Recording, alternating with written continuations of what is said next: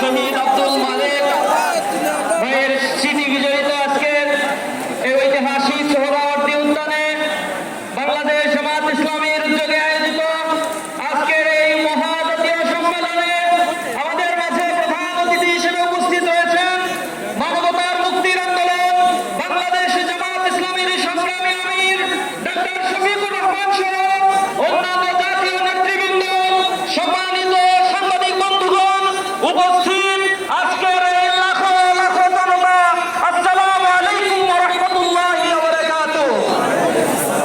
দীর্ঘদিন পরে মহান আল্লাহ সুবহানাহু ওয়া তাআলা আমাদেরকে এই খোলা ময়দানে ফেসিবাদ মুক্ত এই পরিবেশে আজকের এই ঐতিহাসিক মিলন মেলার সুযোগ করে দিয়েছেন। এজন্য মহান মুরিদের দরবারে লাখো কোটি শুকরিয়া আদায় করছি। রব্বানা লাকাল হামদ হামদান কাসীরান তাইয়িবান মুবারাকান ফীহ। সংগ্রামী উপস্থিতি, আজকে যে 7 দফা দাবি নিয়ে জামাত ইসলামীর মহাসমাবেশের আয়োজন হয়েছে, ইন্টারিম গভর্নমেন্টের কাছে বিনীতভাবে অনুরোধ জানাই, তারা অনতি বিলম্বে গণ এই দাবি মেনে নিয়ে একটি সুষ্ঠু নির্বাচনের ব্যবস্থা করবেন।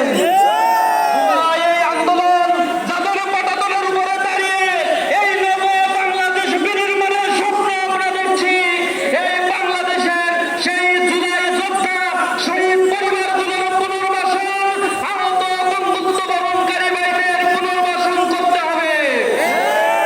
পাশাপাশি জুলাই ঘোষণাপত্র অনতি বিলম্বে সংবিধানের অন্তর্ভুক্ত করতে হবে এবং এই জুলাই মাসেই জুলাই ঘোষণাপত্র দিতে হবে।